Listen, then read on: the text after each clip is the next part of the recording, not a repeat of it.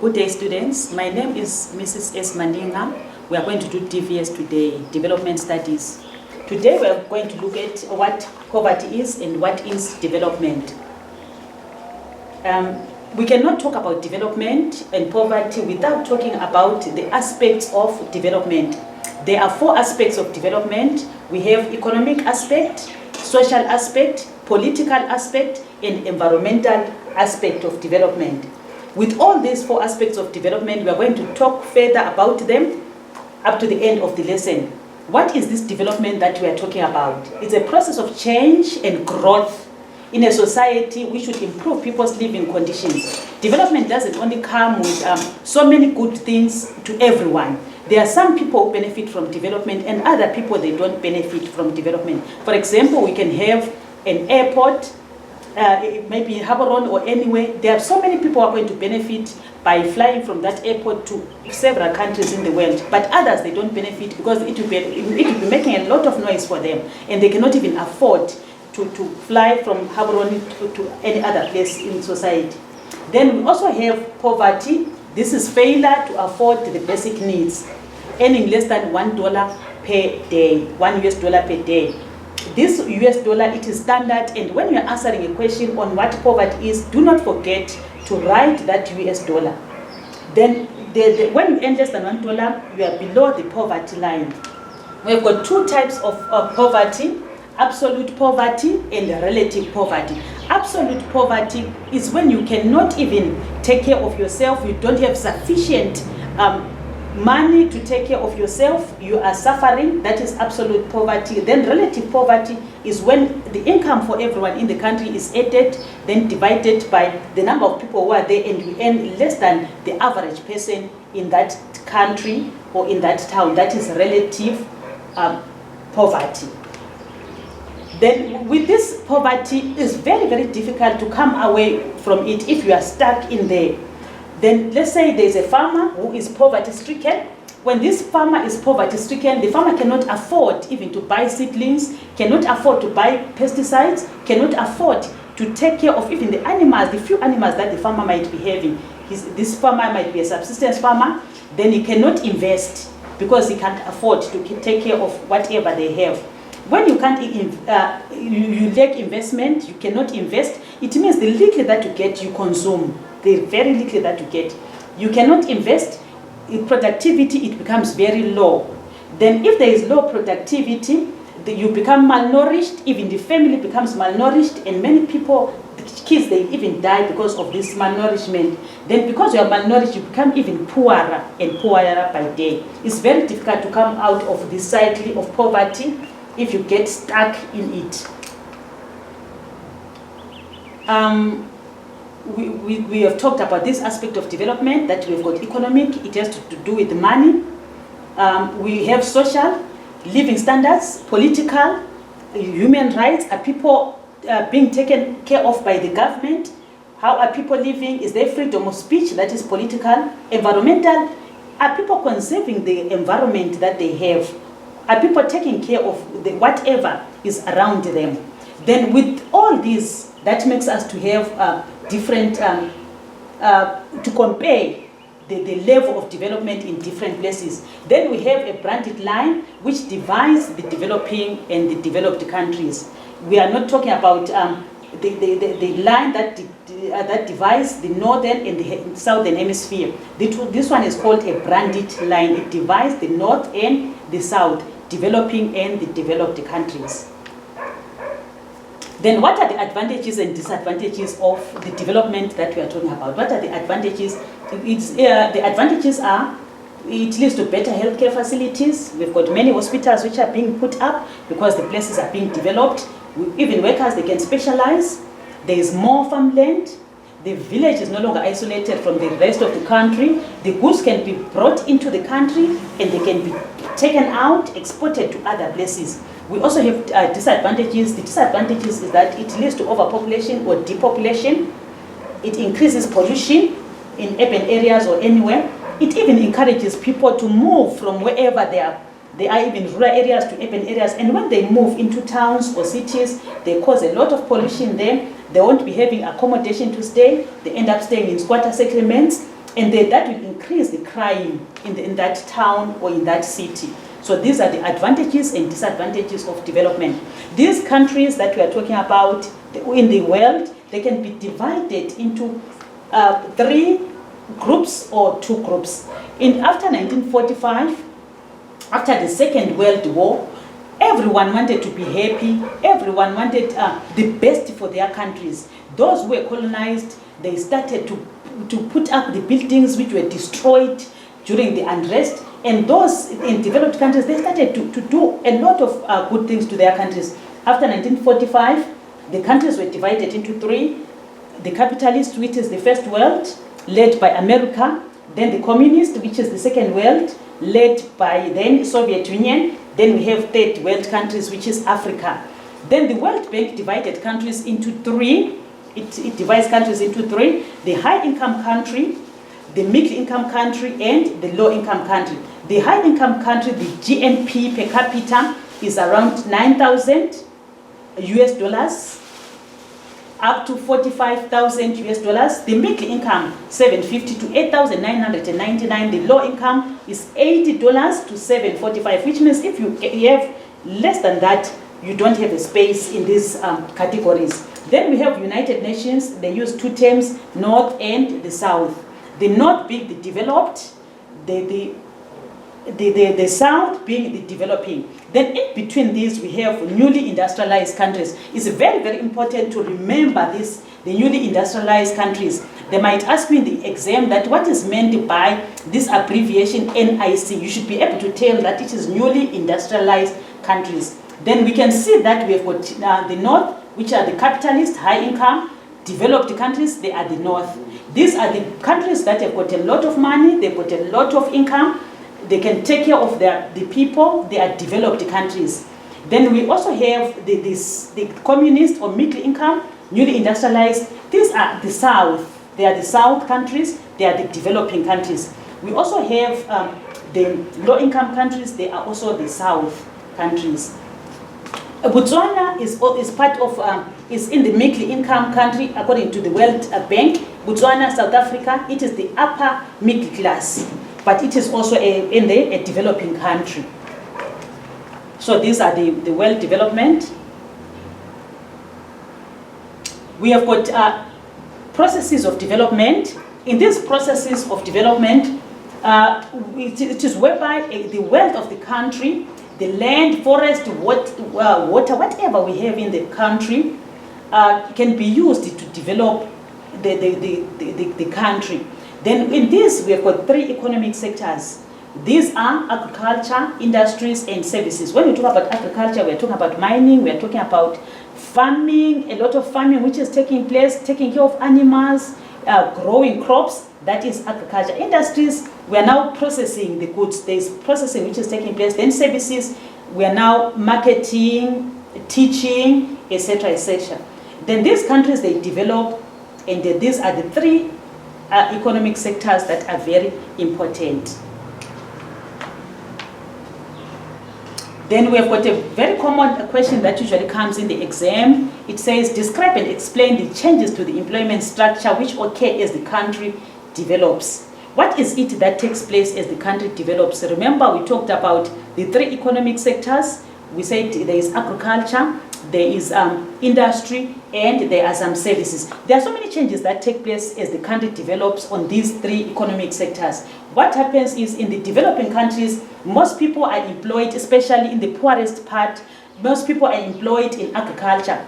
They are subsistence farmers. They don't have much money to put on their businesses. They just grow a little which will sustain the family. As time goes on, as the place improves or it develops, what happens is there will be an increase in secondary sector as industries are being built up. Then with this secondary sector, this is followed by a decrease. It decreases because of a use of a lot of machinery which is being used there. There are some robots which are being used to ferry goods from one place to another. So it decreases, the secondary sector decreases. We also have tertiary sector. With this tertiary sector, we've got few people who are employed in this sector, especially in developing countries. But as the country develops, as these places develop, there will be many people now employed in the tertiary sector. The reasons for all these changes that we've talked about, remember we said there is a reduction in primary sector as a place develops from the low LDC to the high income countries. There is a reduction in primary sector. There is an increase in tertiary sector. There is an initial increase. It increases then decreases in the secondary sector. What are the reasons for all this that we've talked about, all these trends, all these changes? It is because of mechanization of industry, of agriculture.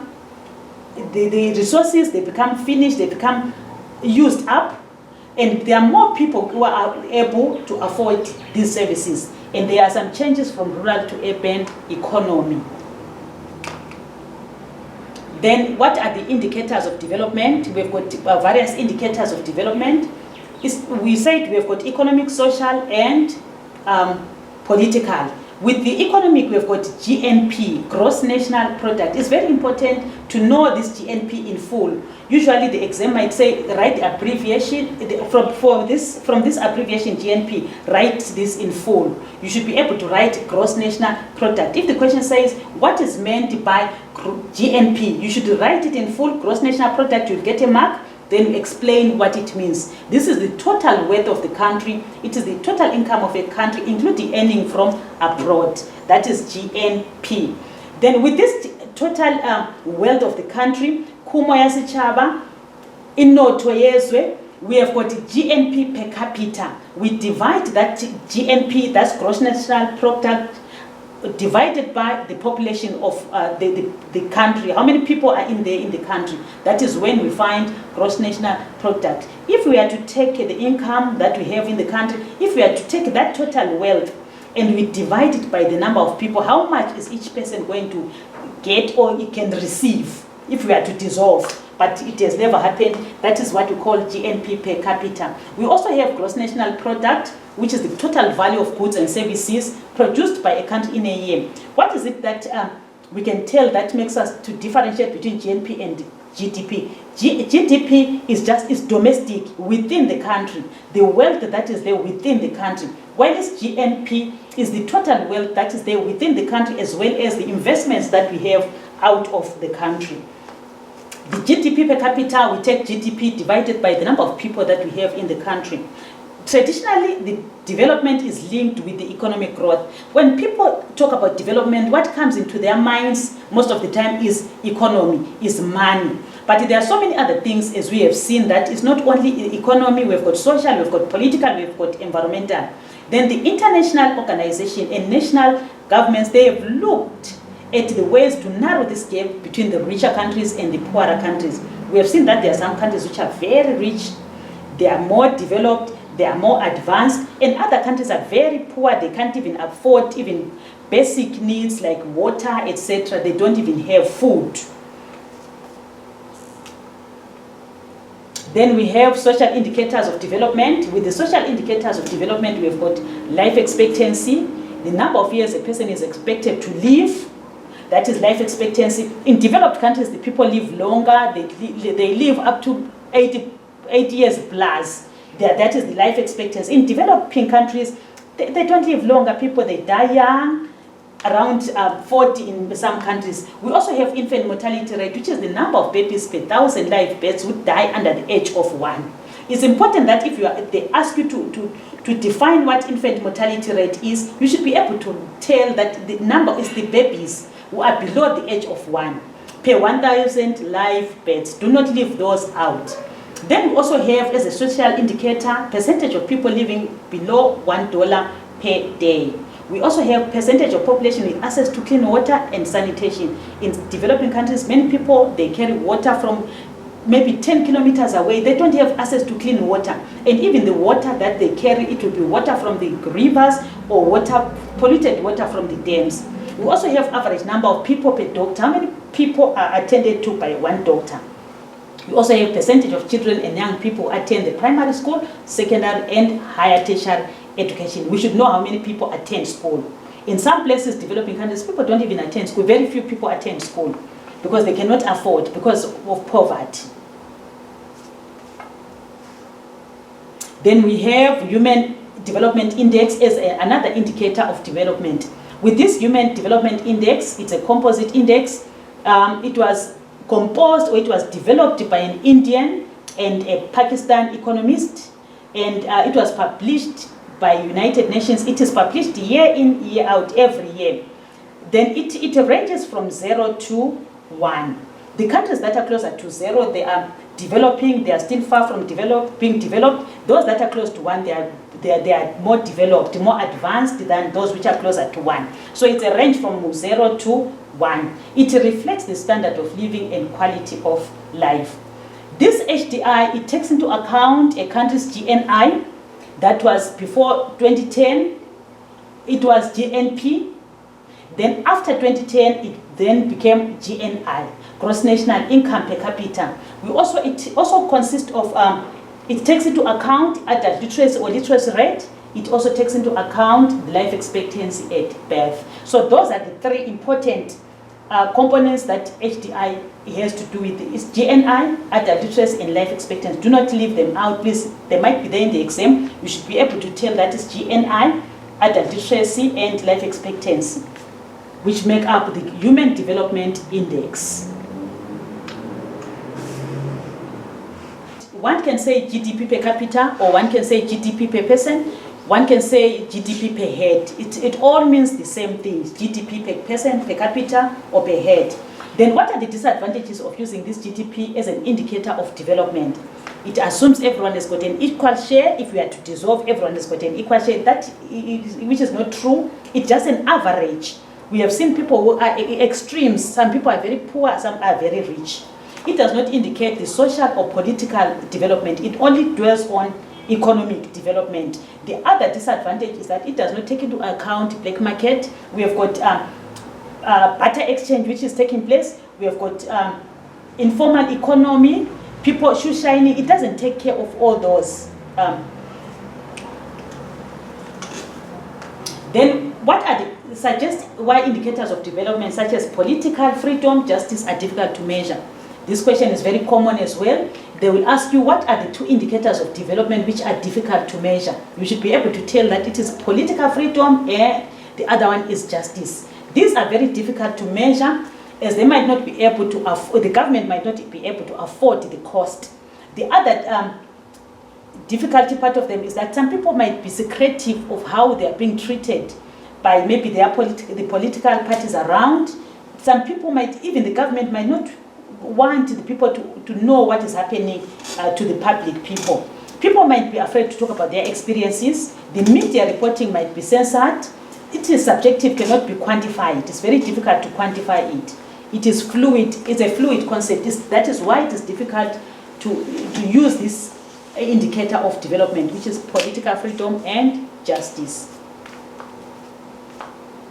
Then there are some indicators which are used for poverty and hunger. Which are these indicators which can be used to measure poverty and hunger?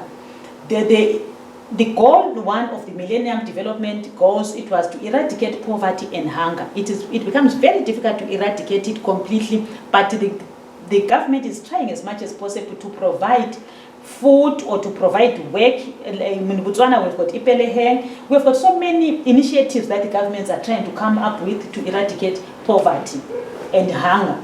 We can use, in order to find out how many people are poverty-stricken, how many people don't have food to eat, we can use percentage or number of people living on less than $1 per day, poverty-stricken. We can use the number of calories which are consumed per person, average number.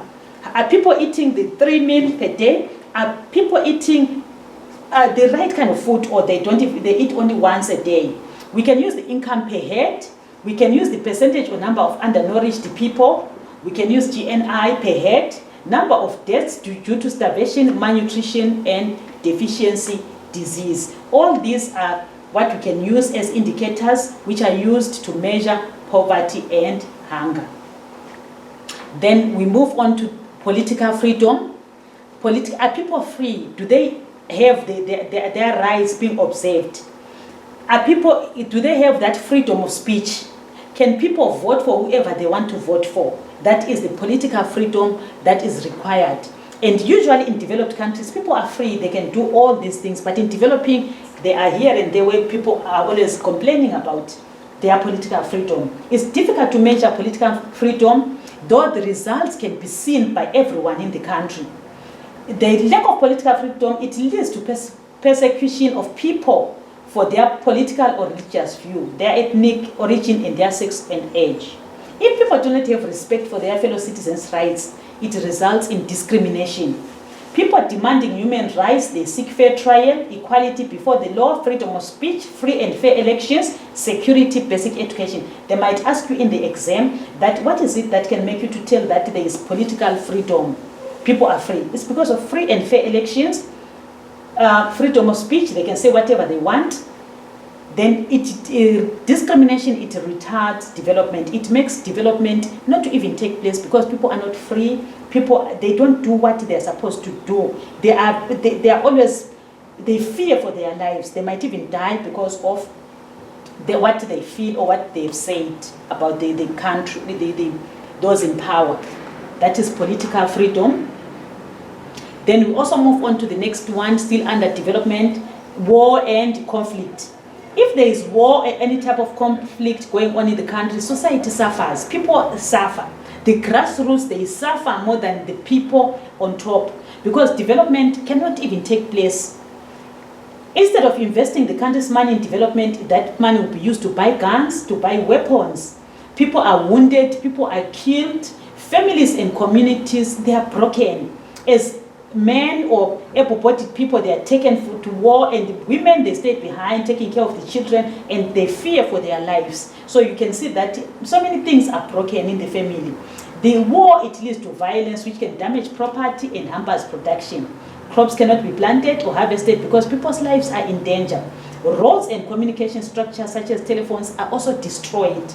Schools, hospitals, they are damaged or they close down because people, they fear for their life even to go there, and even there it might be destroyed, the buildings. Then we have an activity here. I want you to take 3 minutes to go through this activity. The first question is, what is meant by GDP? The second one, human rights have an impact on the development of a country. Suggest ways by which human rights can be measured. What is meant by Botswana has a literacy rate of 94.4. Which of these indicators of development do you consider is most useful to measure economic, social, and political development? Finland has an HDI of 0.883 and Dominican Republic has an HDI of 0.724. Which country is more developed than the other? I'm giving you 3 minutes to write down the answers. Then we look at the answers together.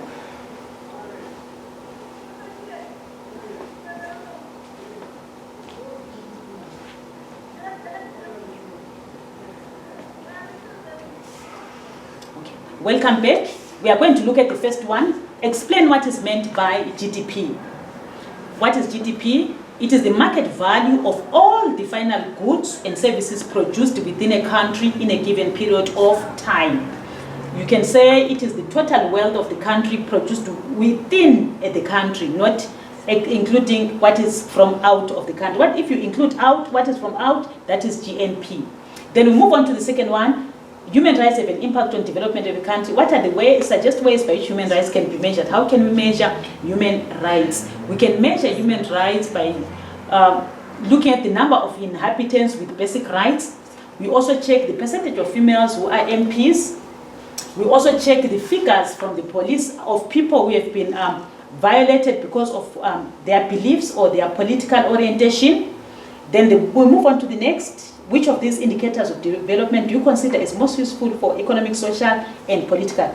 Let's look at the number of doctors per 1,000. Number of doctors, where does it fall? Does it fall under economic, social, and political? This one is under social. Number of doctors per 1,000. Female literacy is also under social. GDP is money, economy. Then the last one, Finland has an HDI of 0.0883 and Dominican Republic is 0.724. Remember, we said HDI, it ranges from 0 to 1. The ones which are closer to 0, they are less developed. Then those which are closer to 1, they are more developed. Which means Finland is more developed than Dominican Republic. Thank you for your time. Enjoy your holiday and stay safe and read. Thank you.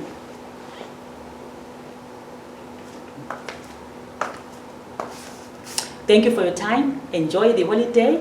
Stay safe and read. Thank you.